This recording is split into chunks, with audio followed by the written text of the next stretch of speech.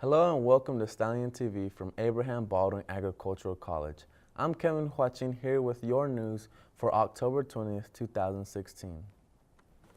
Last Thursday, ABAC honored Vietnam War veteran Pinky Durham among other veterans in a ceremony. Jennifer Powers has the story.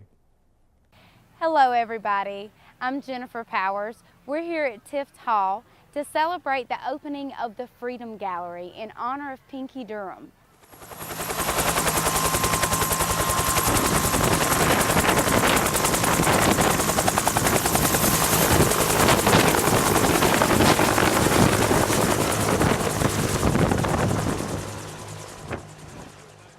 The ceremony today? Shoot. I don't know if there's any words to really I don't know if you describe can describe that. You just have to be here. You'd had to be a part of it. You know, you'd have to be a part of this. It was extremely well done. The students that gave their talks were so professional. The choir, I mean, Huey coming in, you know, that was helicopter cool. was pretty cool. There's a lot of cool stuff. But this is a living memorial here, the way it's going to be handled, and I'm excited about it. Me too. We must build a platform to educate all future generations of ABAC students about what veterans have done for them. So the ABAC Veterans Initiative was born. The initiative includes a multifaceted approach to making sure that we serve those who have served us. ABAC has helped me as a veteran in a way that I've opened up more. I'm able to actually socialize more with other people so I don't meet any strangers. It's also shown me my true potential because my major is going to be a middle school mathematics and science teacher. I've got an example of my mom. She's a tutor. And we had one person come in there that's an introvert, and that she was just about ready to hire a personal tutor. And my mom has been able to work with her, and she has actually opened up. She's actually starting to talk to more people and trust more people by going up and asking them for help. And it has also helped other veterans in the fact that they're able to transition from the military to the civilian life, and it eases that transition a whole lot better than, say, if they came right out of the military and didn't go to school and just went straight to work. I think we've made a lot of progress in the last 4 years. We did a careful evaluation of what we were doing, and we probably fell into that category of saying we were military friendly, but could offer very little real evidence of that fact. And so when we sat down and took some expert advice, a lot of which just came from talking to veterans, but some from professionals, and said to them, what is it we need to do? And so today is really number 7 on the checklist of 8 things that we have laid out that we're going to do. And this, you know, in terms of what we do for veterans, we provide them academic support. As we hired an individual to make certain that they have access to all the financial resources and student services that they have earned by their service. We provide them preferred registration status. They get registered before everybody else because they have a time limit to finish. We try to provide them other forms of financial support. And then this Freedom Gallery issue we really did for 2 reasons. One, we wanted to provide a place of perpetual care for Pinky Durham's Medal of Honor and all of his memorabilia.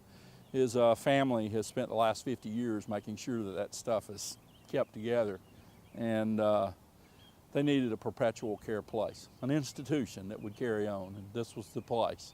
The second reason was we wanted to create a place where we could have students on a regular basis come in and say, this is why veterans are important.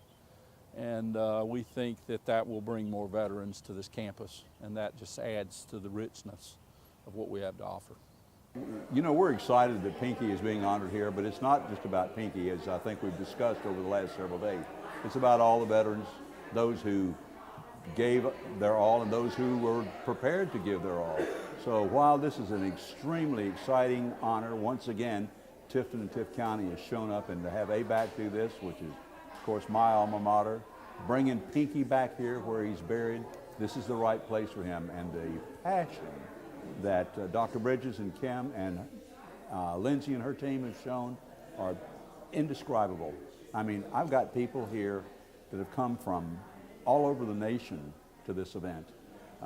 Grown guys who absolutely, and women who absolutely are just amazed at the campus and amazed at how well this presentation's been done. Well, I'll tell you, one of the things that really amazed me is today, especially today when we were out there, when all the military armed forces were recognized. And, you know, I'm so used to being Army, and maybe my dad was a Marine, but I really have never realized that how important it really is a Freedom Gallery, and that's really what they meant it to be. And it just means so much because all of them were mentioned today. And I think that's just an honor to the city and to what the school has done. But yes, we're very honored because and Pinky Durham's here, because I remember when my brother said, "Hey sis, what do you think about just bringing everything right here in Tifton?"